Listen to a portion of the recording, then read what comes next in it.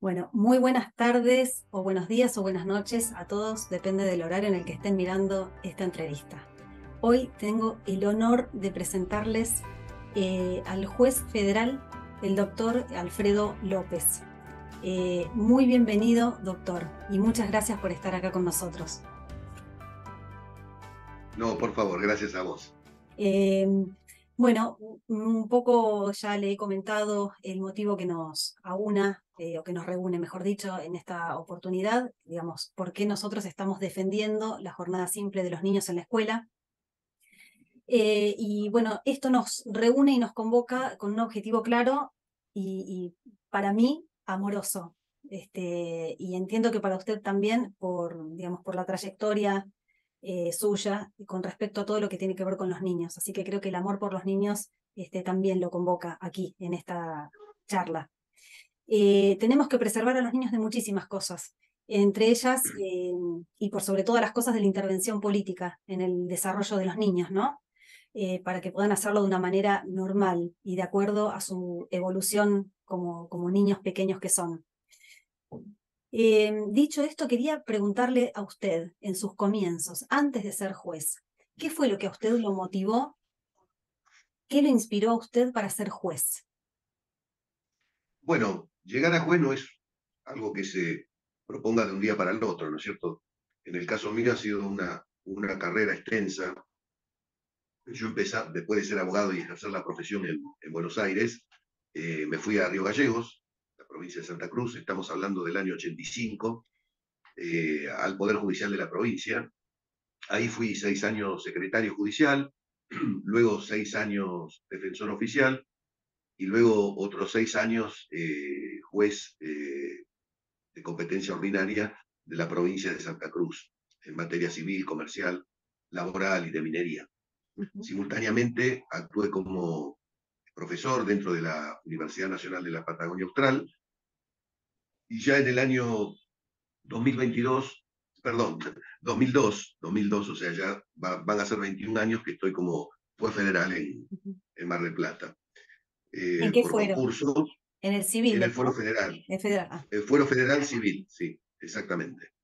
Eh, y bueno, contestando un poco la pregunta, a veces es la dinámica de la realidad profesional que a uno lo va llevando a distintos cargos, por eso hice este pequeño raconto, ¿no? Ujú. Pero siempre está en el espíritu de uno poder desempeñarse de forma correcta, independiente, honesta, Ujú. con coraje también.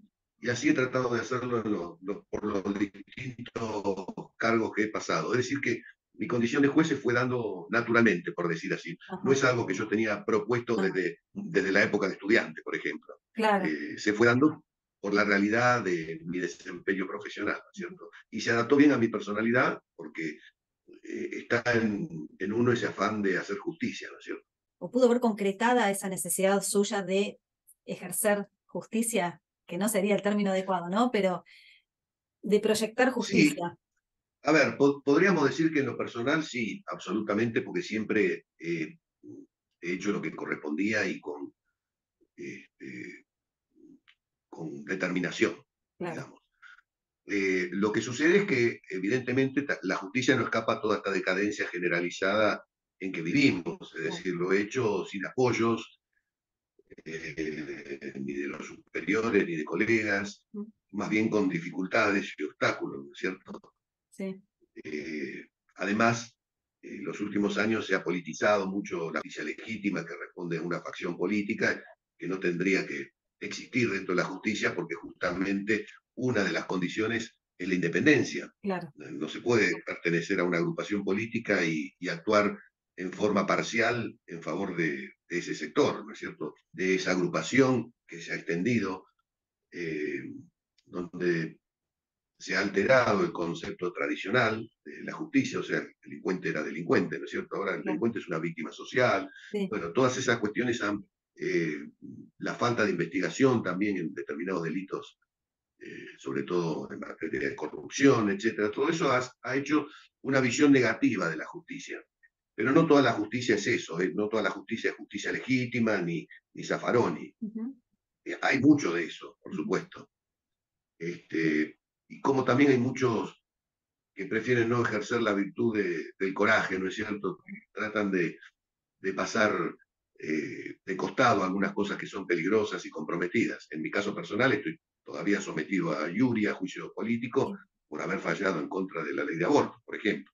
sí. Entonces algunos prefieren pasar y comprometerse en temas delicados, ¿no? Que pueden perjudicar su carrera. Bueno, yo creo que si uno es juez tiene que asumir esa condición y actuar, como decíamos antes, a través del instrumento del derecho, porque el derecho es un instrumento para lograr un fin superior que es el de la justicia. Estaríamos de acuerdo con que hay una crisis de valores, ¿no? Porque no hace falta ser juez para tener valores, no hace falta ser médico para tener valores, no hace falta ser presidente o docente, no hace falta tener ningún título para tener valores. Es necesario tener valores para poder ser un buen presidente, un buen docente, un buen médico, un buen juez, una buena persona, un buen padre, ¿no? Podríamos decir que hay una Por crisis de supuesto, valores. por supuesto, yo creo que lo fundamental es que en toda la sociedad argentina los valores han caído como un piano en todos los ámbitos, ¿no es cierto? Ujú. Eh, y en el caso de los jueces es más grave porque uno espera, frente a la violación de derechos, que la justicia actúe, ¿no es cierto? Ujú. Y eso es muy grave porque toda esta disminución de los valores hace que se haya pasado de una moral del deber, ¿no? De hacer lo que corresponde, a una moral de la conveniencia. Es decir, yo Claro. hago lo que me conviene y lo que no me conviene no lo hago Ujú. porque no me quiero perjudicar, o porque no me quiero exponer, o porque, en fin. Entonces, esa moral de la conveniencia que está en todos los ámbitos, ¿no es cierto? Ujú. Que es una moral de situación. Bueno, si me conviene hago esto en este momento y si no me conviene hago lo contrario, ¿no es cierto? ¿No? Como decía Groucho Marx, tengo estos principios y si no te gustan tengo estos otros principios, ¿no? Cuando antes el tema de la dignidad, el honor, la coherencia eran valores, hoy pareciera que uno lo ve esto muy claro en los políticos, ¿no? Sí, Que se pasan de un partido a otro como si se cambiaran de media, ¿no es cierto? sí. Lo cual demuestra que es todo un negocio y que no importa si están en uno o en otro lugar, sino que hacen lo que les conviene, ¿no? Independientemente de cualquier pensamiento o convicción. La convicción está sustituida por la conveniencia. Claro. Sí, sí, por eso caemos en lo mismo. Es una absoluta crisis de valores. Hemos perdido los valores, porque más allá de Mm. la conveniencia, que puede ser en su mayoría es una conveniencia económica, ¿no? Todo, en general todo redunda primero, como en el ranking, en una conveniencia económica, y ahí cabeza a cabeza es la conveniencia de cómo nos ven socialmente, ¿no? De esa aceptación social atrás de la cual corremos permanentemente tratando de quedar bien con todo el mundo, pero no se puede quedar bien con todo el mundo. Hay que hacer lo que hay que hacer, que es lo correcto. No se puede quedar bien Por con supuesto, nadie. es lo que se llama hacerlo políticamente correcto, es decir, lo que está instalado por los medios, no ir contracorriente, porque eso, además de los perjuicios económicos, los perjuicios de exponerse a ser vilipendiado, atacado. Bueno, en mi caso ha sucedido, Sí, vuelvo a repetir, con el tema del aborto, donde han salido todos los sectores abortistas a manifestar, a cuestionarme, en fin. Pero bueno, uno tiene que tener la templanza, y es una de las condiciones para ser juez, de actuar a pesar de ir contra la corriente, ¿no es cierto? Pero bueno, exacto. no todos, por lo que decíamos antes, están dispuestos a eso. Claro, bueno, y en este caso, por ejemplo, en el caso particular de lo que nosotros estamos padeciendo como padres de niños de las escuelas a las que pasaron por decreto de jornada simple a jornada completa, nosotros tenemos presentados más de 20 amparos colectivos en más de 20 escuelas de la capital federal eh, desde el año pasado, desde hace un año. Y a la fecha no han sido respondidos ninguno de los 20 amparos colectivos con ninguna medida cautelar, ninguna medida que preservara el formato de cada escuela antes del comienzo de las clases hasta que el juez pudiese evaluar todo el expediente que le llegaba a sus manos para entender por qué tantas familias se estaban oponiendo a un cambio, a determinado cambio. Que eso nunca existió, la evaluación de todas las pruebas que se han presentado, de todos los certificados médicos, indicaciones médicas, terapéuticas, inclusive de cartas firmadas por las familias, porque no siempre uno necesita tener alguna cuestión física que a uno lo impida seguir ejerciendo un derecho. Digamos, como familias tenemos derecho a que si nosotros queremos un colegio de jornada simple porque los niños tienen actividades a contraturno. Tenemos derecho a hacerlo. Entonces, así como pasa esto que usted estaba comentando recién, pasa esto otro, que los jueces no es que actúan mal, directamente no actúan. Siempre digo, yo como ciudadana, si yo no respondo ante una cédula, una citación de un juzgado para presentarme a declarar como testigo o como imputada de algo que se me está acusando, vienen con un patrullero y me vienen a buscar y me llevan igual. ¿Y qué pasa cuando el Estado es el que tiene que dar respuestas y pasa un año, ningún juez preserva a todos esos niños y no hay forma de hacer que el Estado se sienta ni siquiera presionado mínimamente por la justicia para hacer lo que tiene que hacer, que es ir, presentarse, rendir explicaciones y llegar a un acuerdo con las familias y escuchar a la gente hablar, porque la política gobierna para la necesidad de la gente. Lo que pasa es que capaz que eso es lo que no está Debiera pasando. ser así, Claro, debiera ser así. eso es lo que no Ahora, está lo que usted me cuenta es en el ámbito de la justicia de la capital, ¿no es cierto? De Cava, la Sí, justicia no es la justicia federal, ¿no? no, esto es en Capital Federal. Esta medida es federal, en realidad, porque este acuerdo se firmó, o no se firmó, a este acuerdo se llegó para ser extensivo a todas las provincias. Es llamativo, ¿no? Que más de 20 jueces no respondan. Es muy llamativo. Entonces, como hablábamos al principio, uno como ciudadano que espera que cuando todo lo que está alrededor de uno falla, lo que está en el ámbito en donde se supone que tienen que mirar con equidad y con justicia para restablecer el orden en determinada circunstancia, eso no pasa, es muy difícil seguir adelante, desde el punto de vista racional y legal, no desde el humano, porque desde el humano le puedo asegurar que somos mucho más fuertes que desde el ámbito judicial o desde el ámbito político, o desde cualquier otro ámbito. Pero es muy difícil para todas las familias que estamos en esto, que muchas van quedando en el camino porque desisten, porque dicen, bueno, no, si total ya está, las clases empezaron, la cuestión ya pasó. Y yo no me resigno a que esto sea así, porque no debiera ser así, y no podemos seguir dejando que las cosas pasen sin que haya ninguna consecuencia. Y yo creo que a esta altura la mayor consecuencia que tienen que tener es el escarnio público, es el que todos digamos a viva voz, esto está mal, esto así no se hace. Y eso es lo que no está sucediendo, esa reacción de la gente de decir, no, con los niños no, con mis hijos no. Entonces es un círculo vicioso que se va a desactivar. Yo tengo fe que se va a desactivar en algún momento. Lo que pasa es que para que eso se desactive necesitamos información, necesitamos entender cómo arrancaron las cosas para entender cómo tenemos que desandarlas, ¿no? Es un camino que yo creo que va a llevar décadas, no va a ser inmediato, pero en algún momento lo tenemos que empezar.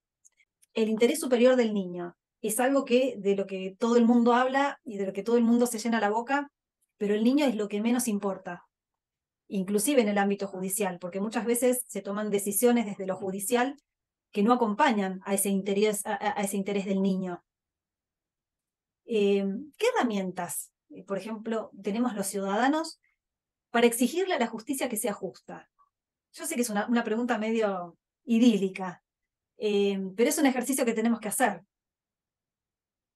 Sí, bueno, frente a violaciones flagrantes a derechos constitucionales está la acción de amparo, ¿no es cierto? Tiene una variante novedosa que es la acción colectiva, cuando un grupo determinado de afectados, a través de un abogado, presentan una acción para comprender a toda esa clase que se ve afectada y la decisión judicial se expande incluso sobre quienes no hayan accionado, pero sí estén en la misma situación, digamos, de afectación. Uh-huh. Por supuesto que existen, no quiero ser muy técnico ni juridicista, pero no es tan fácil eh, por los recaudos que fijó la Corte en cuanto a la determinación de la clase, la habilitación de la instancia, etcétera, en esos casos, ¿no? Es, por decirlo así, más fácil de interponer una acción individual. Uh-huh. Lo cual no quita que están las dos categorías, por supuesto, pero ese es el instrumento jurídico adecuado. Sí. ¿Y cómo se hace para revertir un decreto, no? Porque uno entiende que los decretos son un recurso que desde la política se utiliza cuando hay una necesidad y una urgencia. En este caso no había una necesidad poblacional, una necesidad humana de ejecutar esto que se hizo, que tiene una clara intención de alejar al niño de la familia, no tiene otra visión, porque no es que los colegios estaban preparados para darles además 8 horas de clases de educación física, clases de arte, clases de música, digamos, no es que prepararon a los colegios para darles a los chicos todas las herramientas que necesitan para exponenciar los dones con los que nacen. No, no, no, no, todo lo contrario, digamos, sino tenerlos 8 horas encerrados como si fueran mascotas, en un ámbito en el que no se puede pensar porque es un bullicio constante, durante 8 horas gritando los chicos porque están en edad de gritar, entonces lo hacen. Un ámbito en donde tienen que pedir permiso cada vez que tienen la necesidad de ir al baño y tienen que dar explicaciones de qué es lo que tienen que ir a hacer al baño, cuando es algo fisiológico y natural. Digamos, un sistema que está preparado para adoctrinarlos y no para exaltar sus dones, y ni mucho menos para acompañarnos en el crecimiento. Entonces, ¿cómo se hace para revertir un decreto que fue firmado, en este caso, por un funcionario público, en una situación en la que no estaban dadas las condiciones de ninguna urgencia para que fuese firmado un decreto y que tranquilamente se podía haber consultado a la comunidad educativa? Bueno, como dijimos, es a través de estos instrumentos de la acción de amparo, como veo que han utilizado, aunque sin éxito, por lo que me cuenta. Pero Sí. cuando hay una acción a través de un jurídica, de un gobierno, a través de un decreto, si este se demuestra que es arbitrario o que produce una afectación a derechos constitucionales, se puede accionar judicialmente, incluso pedir una medida cautelar para que se suspenda la aplicación de ese decreto. Eh, por supuesto que esto depende de la prueba y de la apreciación de los jueces, pero bueno, la habilitación de instancia implica tramitar la acción. La Ujú. medida cautelar puede o no otorgarse según la verosimilitud del derecho y el peligro, la demora que haya. Pero evidentemente trámites tienen que darle y por supuesto tienen que pedir explicaciones al Estado, que es la primera medida que se toma frente a una acción de amparo. Nosotros como ciudadanos... Claro, desconozco si administrativamente, antes de hacer la acción de amparo, hubo recursos administrativos o requerimientos para suspender o postergar la aplicación del decreto, porque Claro. además hay una vía administrativa previa antes de recurrir a la justicia. No sé si se recorrió ese camino también, ¿no? No nos dieron tiempo. No nos dieron tiempo porque inclusive el año pasado, cuando anunciaron este cambio, hubo colegios que a los 2 meses posteriores, ya casi terminando las clases, ya los cambiaron. A partir de, creo que fue octubre o noviembre, ya habían cambiado la modalidad a jornada completa, a partir de ese mismo año en curso, que los chicos habían arrancado en jornada simple y terminaron en jornada completa 1 o 2 meses antes de terminar las clases. Fue todo como se hace entre gallos y medianoche, para que la gente no tenga justamente la capacidad de reacción para poder De investigar, reaccionar. de Sí. reaccionar. Bueno, Sí, bueno, entonces sí, en ese caso está habilitada la vía del amparo por el perjuicio inminente que se estaría ocasionando, ¿no? sí, sí, sí.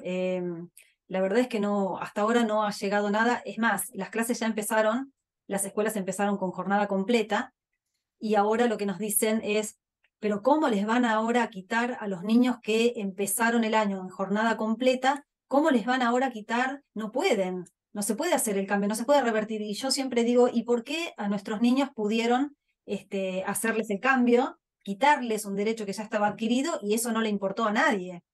Entonces digo, bueno, en este caso, en el que la política se manejó de una manera tan sucia, creo que lo que resta es decir, bueno, vayamos por la jornada completa no obligatoria y que cada familia retire a su niño a la media jornada, y entonces igual seguimos en siempre como nivelar para abajo, ¿no? Porque yo a mi hijo, siempre digo, a mi hijo yo lo retiro igual a las 4 horas. Digamos, esto de hacer prevalecer la patria potestad sobre nuestros hijos, en donde lo público no interesa, digamos, el interés del ciudadano no importa. Entonces, como ese recurso no lo tenemos, tenemos que hacer valer nuestra patria potestad, que está por encima de cualquier otra cosa, porque no hay nadie sobre la faz de la tierra que a mí me diga qué es lo que yo puedo hacer o no puedo hacer con mi hijo. Así, bueno, salvo que usted me diga, bueno, no lo podés matar, claro, claramente que no. Los ciudadanos también tenemos un montón de herramientas que las desconocemos, por algo han quitado educación cívica de las escuelas también. cada vez tenemos menos acceso o menos estímulo, no menos acceso, porque yo creo que el que quiere saber algo busca y encuentra. Pero cada vez tenemos como menos estímulos para hacer que nosotros como ciudadanos conozcamos nuestros derechos y los hagamos respetar. Quitarle permanentemente y sistemáticamente a la gente esta capacidad de poder involucrarse como ciudadano y poder ser partícipe de esta construcción social. ¿Qué nos diría usted a nosotros como padres? Que estamos como en este limbo en donde nada pasa y todo pasa, en donde los niños son en este momento el foco, en donde están apuntados todos los cañones, todas las bombas y todos los misiles y están siendo atacados de tantas maneras, desde la ideología de género, la corrupción de menores, porque para mí no hay otra forma de ver la ideología de género como un sistema de corrupción de menores. La comida, esto también, bueno, es algo, los niños ¿qué tienen que hacer si se quedan 8 horas en la escuela? Comer en la escuela. ¿Qué es lo que está desarrollando el Estado? La comida de insectos. No sería nada raro, ¿no? Que les den a comer a los chicos fideos hechos con harina de cucarachas o harina de langostas o harina de grillos. ¿Cómo nos corren permanentemente, cómo nos quieren correr permanentemente de nuestro rol de padres y de veedores de que nuestros hijos tengan una infancia sana, un desarrollo normal? ¿Qué nos diría usted? Bueno, a ver, cosas que estás comentando y que yo avalo, porque hace poco tiempo vi en Holanda cómo les enseñaban a los chicos a comer insectos vivos, ¿no? O sea que no estamos tan lejos. Uh-huh.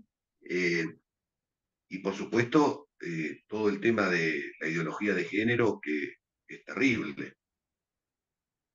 Yo creo que lo que ha resultado exitoso en otros países y incluso aquí en la Argentina en alguna oportunidad, es la reacción de los padres. Uh-huh. O sea, la reacción enérgica, denuncias penales y presentarse los padres como ha ocurrido. Por supuesto, eso ha ocurrido con hechos graves, cuando les pasaron, creo que en una oportunidad, una película pornográfica Uh-huh. y se enteraron los padres y reaccionaron. Pero yo creo que esa es la vía, la reacción enérgica de los padres frente a esos hechos. Uh-huh. Ahí es donde empiezan a cuidarse y a dar marcha atrás. Si no hay esa reacción es muy difícil, porque ellos siempre van avanzando mientras no encuentren resistencia. Claro. Entonces es la resistencia y no una resistencia pasiva, una resistencia que tiene que tener dos condiciones, que tiene que ser enérgica, como dije, y común. Es decir, Uh-huh. no basta que vayan dos padres, tienen que ir la mayoría de los padres indignados por esas barbaridades, ese adoctrinamiento en ideología de género o hasta adoctrinamiento político que Sí, ocurre en los ámbitos escolares, ¿no es sí. cierto?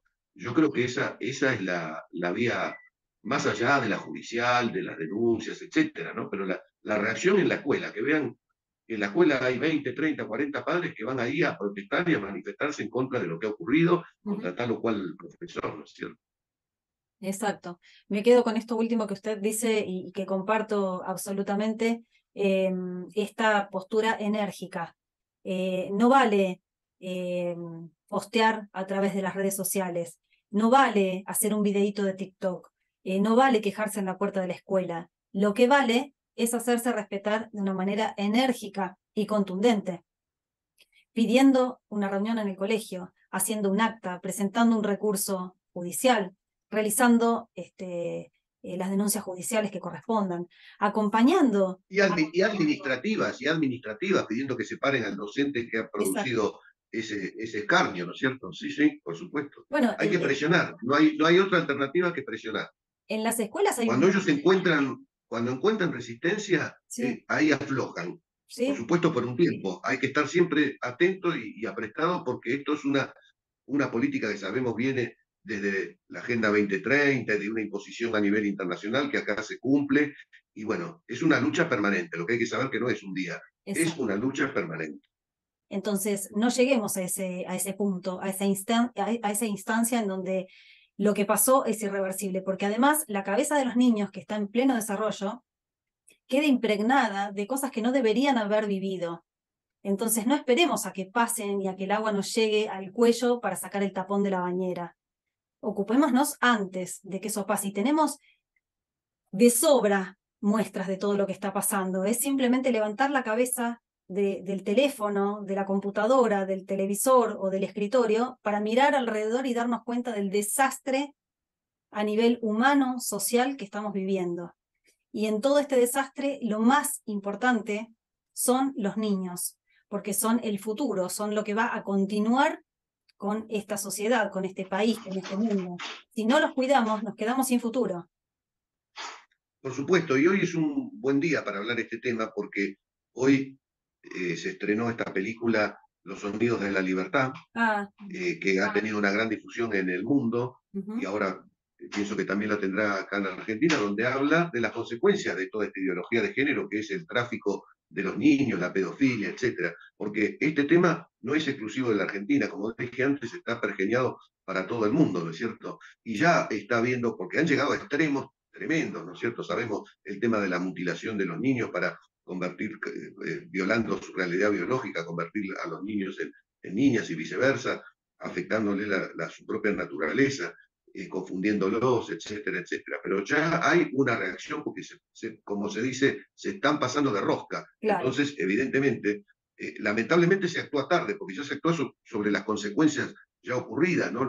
Los suicidios de estos niños que se han cambiado de sexo, los arrepentimientos, la gravedad de las secuelas psicológicas que les quedan a los niños, etcétera, están produciendo una reacción que en muchos países se está revirtiendo todo esto, pero Sí. siempre a través de una lucha, como dije antes, permanente, enérgica y yo diría, digamos así, no quiero utilizar la palabra violenta, pero Sí, sí. porque la primera violencia se ejerce sobre los niños. Claro. Entonces, la defensa tiene que tener el mismo rango de reacción como el daño que se está produciendo, ¿no es cierto? Sí, sí, sí. No se puede, como decías, ir y hacer una notita o un videíto, no. Hay que hacer actos de presencia enérgico y pedir que lo echen directamente a ese docente que ha hecho esas barbaridades que cuentan los niños, ¿no? Exacto, o como por ejemplo a los padres que podamos tener, o la gente en general, que podamos tener acceso a la información del plantel docente. Hay un montón de docentes que están ejerciendo que no tienen título de docente, otro tanto que tienen denuncias por abuso en otras instituciones y en vez de sacarlos del sistema educativo los corren, los van corriendo de un colegio hacia el otro. Entonces, un sistema de registro del plantel docente, ¿con quién está mi hijo? ¿Con quiénes está mi hijo cuando está dentro de la Sí, escuela? o hacer una presentación específicamente oponiéndose a cualquier enseñanza vinculada a los temas de ideología de género que quedan reservadas a la familia, ¿no es cierto? Y cuando se viola eso, reaccionar, por supuesto. Eso es muy importante. Bueno, lo que están haciendo ahora en algunas escuelas es directamente no dejar registro. Como venían usando los manuales para todo este adoctrinamiento y juguetes, prácticamente juguetes sexuales con los niños, ahora están como empezando a cambiar de metodología y el adoctrinamiento es verbal, cosa de que no quede ningún registro, ni en libros, ni en objetos, ni en nada, que puedan, digamos, utilizar después los padres para ir a hacerles una denuncia. Entonces yo creo que a este Sí, pero punto... está el testimonio de los niños, está el testimonio de los niños que es aceptado judicialmente, por lo tanto, si los niños denuncian acompañados por sus padres estas situaciones, tienen el mismo valor que si se hubiera registrado. Claro. Bueno, eso es muy importante que usted lo remarque y lo resalte, porque muchos de nosotros que no estamos en el ámbito jurídico no sabemos de estas cosas y uno cree que porque uno no tiene una herramienta, un elemento contundente para decir, bueno, mira, esto, me dieron esto en la escuela, si uno no tiene esto y no lleva esto a la justicia, uno no puede decir que pasó lo que pasó. Pero lo que usted está diciendo es una herramienta que todos los padres que nos están escuchando en esta charla tienen que tomar en cuenta. Si su hijo va a la casa y le cuenta que hicieron algo que roza a lo que sería corrupción de menores, tienen que ir y hacer la denuncia. Dejemos de Por hablar de supuesto, ideología de género. esto es exactamente igual que si viene tu hijo y te dice a vos que un maestro le pegó una trompada. Claro. Eso no queda registrado, pero el testimonio de la criatura que fue agredida vale para hacer una denuncia. Y en este caso que estamos hablando de la ideología de género es exactamente lo mismo, es una agresión al niño, ¿no es cierto? Sí, sí, sí.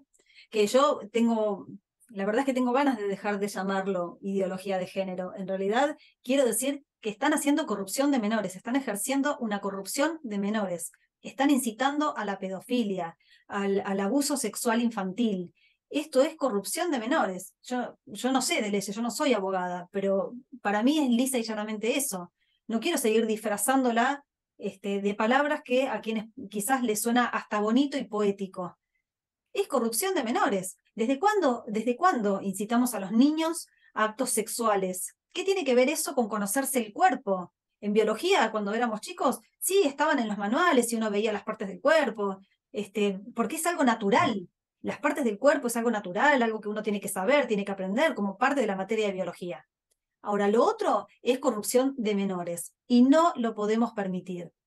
Así que yo hago un llamamiento a todas las familias que están escuchando esta charla, que cualquier cosa que les pregunten a sus hijos, que hablen con ellos, que les expliquen el límite hasta dónde no deben permitir que las cosas pasen en la escuela con información. La herramienta que tenemos todos es la información.